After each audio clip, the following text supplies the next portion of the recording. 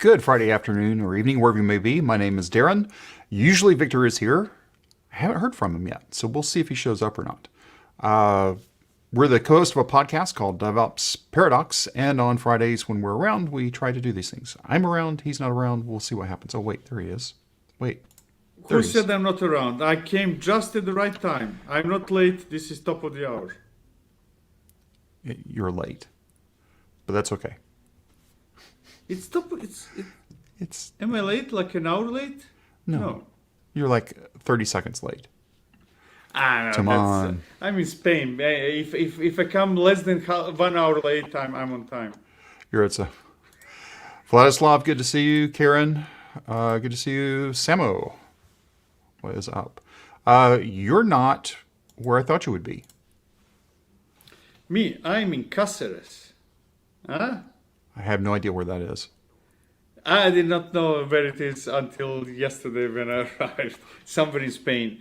I had a live in-person talk this morning, and then I had a live remote talk now, which I've just finished 30 seconds ago. So, and now you're here. And you're stand between me and free drinks. We'll keep it short. We'll keep it short. There's actually not much to talk about, surprisingly, because let's just get into it so you can get back to free drinks. Let's just be nice to everybody today. Past couple of weeks, because we were off last week because of KubeCon EU. Was that last week? Yeah, KubeCon was last week. That was last week, yeah. So we had the SQreamDB moving to SaaS. Interesting story. Company buys a company because they want to be able to go to cloud. We've never heard that story before, have we? And it was a very interesting story of how legacy thinking still permeates the world. And I am legacy. I'll just put it that way. And that's okay. I have the grade to prove it.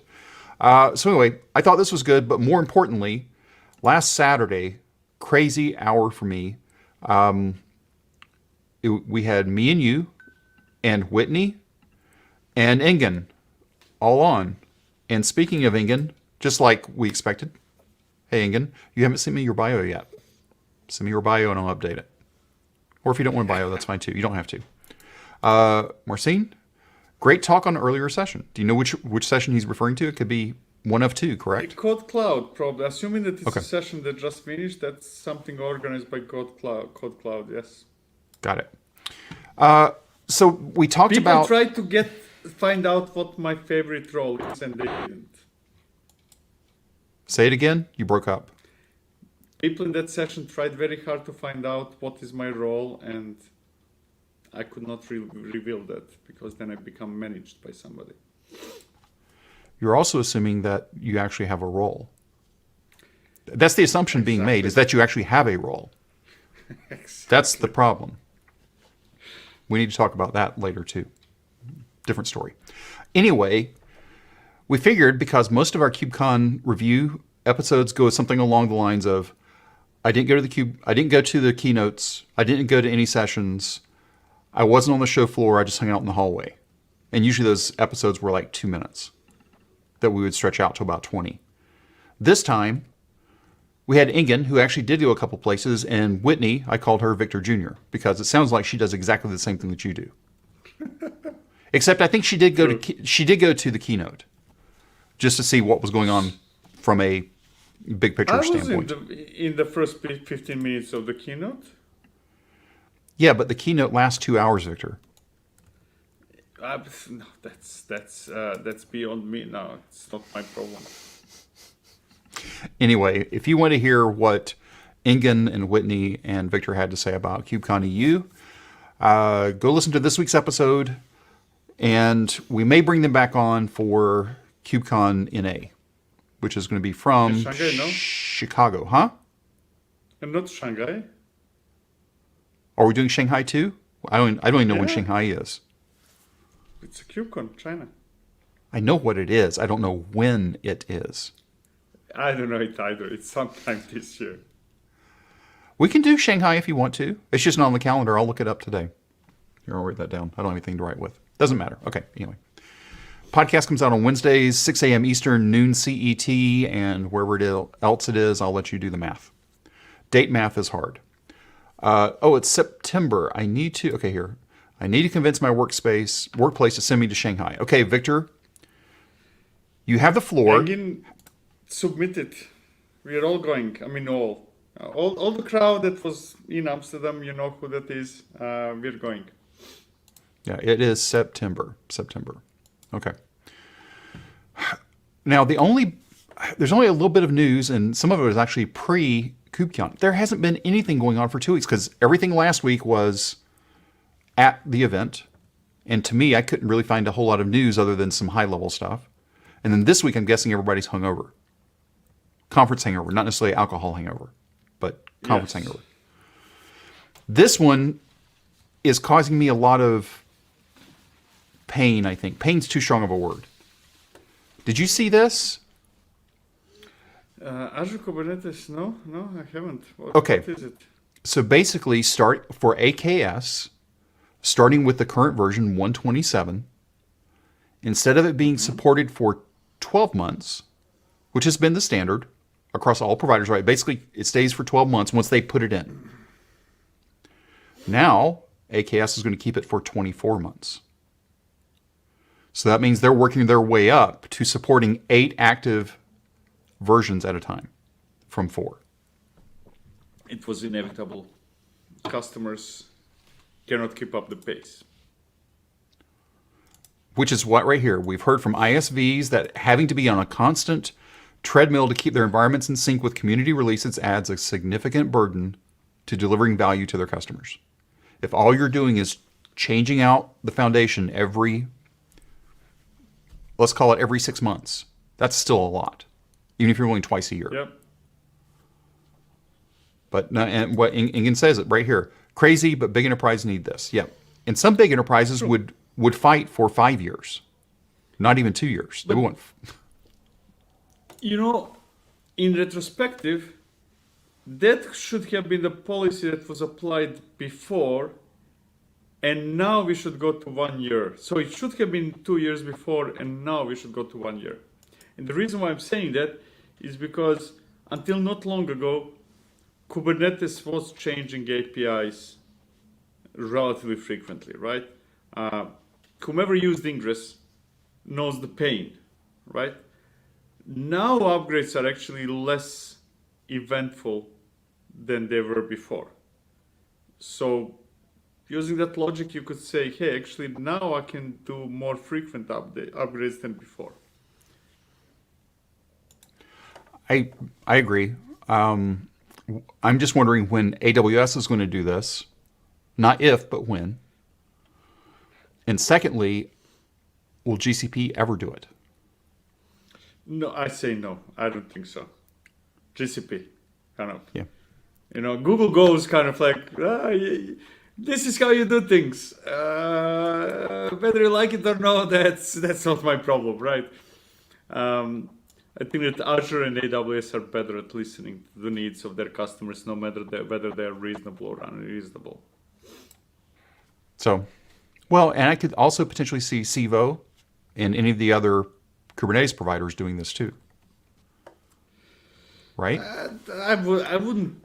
I don't think that's for Civo. That's a problem. Civo is smaller companies. I mean, not all, but more agile companies, smaller settings and stuff like that. So Civo is not, hey, I'm the biggest bank in the world, I need 2 years type of customer, right? Okay, I agree. It could happen, but you tend to agree with me that AWS, it will happen at some point soon-ish. It's a Cold War between Azure and AWS. One develops something or changes something, the other one follows, and the other way around, right? Yep. Okay, so anyway, that is from AKS. Just keep your ears to the ground because this can change. This could cause a lot of problems for vendors. I'll just put it that way. Because now instead of having just supporting 4 versions of a version of Kubernetes, now you've got to go out to 8. So as a vendor, as working for a vendor, I hate this. This is horrible. Yeah. right? As a vendor, because As a that vendor. means double the support. Right. Okay. So I want to go on to the next one because I'm standing between you and drinks. So Linkerd actually posted this prior to KubeCon. And I wanted to call out a couple of things from here. Number one, dynamic request routing. This is in 2.13, by the way. Dynamic request routing based on Gateway API. Good move. Right? Good move. Good move. Circuit breakers are now there, so it's going to shut off traffic to failing endpoints. So you have time to recover. Nice, easy things. And I think there's a few other things, but those were the two big things to me was circuit breakers and using Gateway API for routing. Those are two. Now it's sort of like you've always loved Linkerd. Yes. You don't dislike Istio, but you prefer Linkerd for simplicity. Yes. Is that what it is? Simplicity, exactly. Yeah. It doesn't mean you don't need Then all the also being in CNCF. I mean, I know that Istio is now in CNCF, but it took them years to kind of make up their mind. Yep. So anyway, that was about Linkerd. I told you this is going to be short. What you see on the screen right now is all I got. depsdev. We talked about deps.dev, which is a Google service that's free for finding things. Somebody actually created a CLI so you can run it, and it runs against the APIs from depsdev. Small thing, but nice. Do you remember depsdev? Do you even care? I don't remember. Is this something we spoke in Friday or? Yeah, we did. So depsdev Okay. is the understanding dependencies. Okay. So okay, now I npm, remember. Go, Maven, PyPy, Cargo, and NuGet. Or NuGet's coming soon. So if I wanted to look for, let's just say, something that has never had a problem, log4j. And let's look for Maven. Okay. So then it tells us all the things. Right? But now if I wanted to do this before, I had to come here and look it up. Now I can do it from the CLI. I wish they would have shipped a CLI, but, it's fine. Somebody else did it. So that is depsdev. Tailwarden. Komiser is back. You never did anything with this. This probably should end up on your long list. Not near the top, but it can be bottom of the list. An open source cloud agnostic resource manager. So it integrates with AWS, Azure, Civo, DigitalOcean, blah, blah, blah, blah, blah. And you can see all your inventory and costs. So if you're doing... Nice. So we're not talking multi-cloud, even though this could be multi-cloud, but our typical use case is, okay, I'm running on AWS, but CloudFront cost me too much, so I decided to go ahead and put my stuff over on... The heck happened? Over on Cloudflare or some other CDN, right?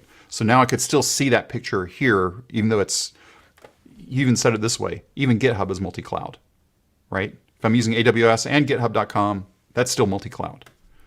So, now I will say, going back to depsdev, this one is licensed Apache 2. The Komiser by Tailwarden is licensed Elastic. So don't go start a business with it. But if you want to use it internally, that's nothing wrong with that. Because they do have a service. But you can go through all the different things here. So let's see. Azure, Civo, OCI, DO, Linode, Tencent, Skillway. Actually, that should be now Akamai. Okay. I told you we were going to be really short. Policies. You talked about policies 2 weeks ago. Policies are policies. Anything that is going to change policies for you after last week? Nope. Use policies. Use policies. Now talk to me about this one. Yeah, this is this week. I discovered it some months ago, and I love the tool. It's Backstage done right.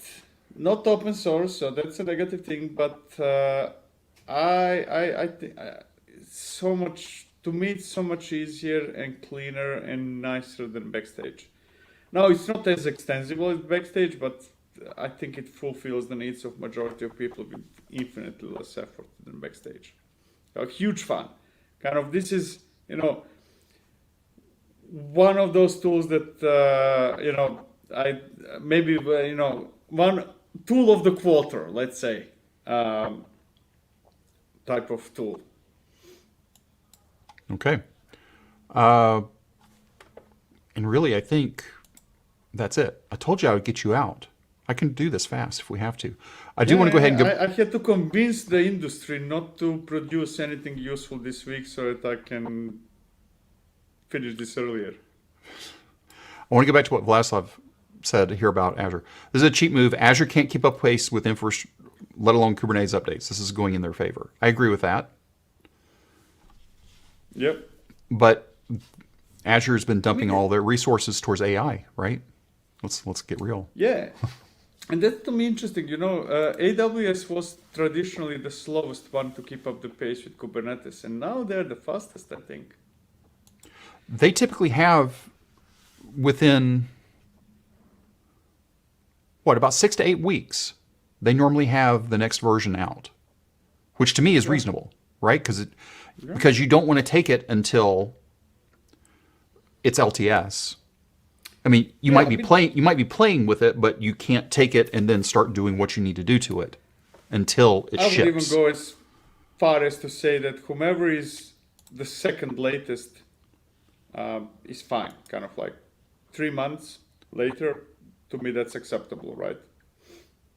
Yeah, there's a reasonable lag that should be there, I think, because I'm okay with that.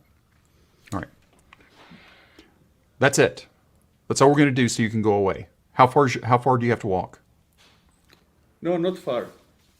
So it's not far, very close. It's not, and it's not like Detroit. You feel safe going to where you're going. I feel very safe going. Oh, somebody tried to enter my apartment. Maybe not so safe. No, very, very safe. Yeah, this is, it's a small city. Really knows everybody. Okay. Are you on the DJI right now, or are you on, because you're dropping a lot? No, I'm just the microphone? Is it good? Yeah, no, I'm in Rode. The Rode mic. Yeah. The shotgun, the little shotgun. Terrible? It's not terrible. It's dropping in and out some, but that's probably a connection, so no big deal. We'll answer this real quick. So Victor is in Spain, typically. Actually, you're still in Spain today, but not where you live. And I'm in North Carolina.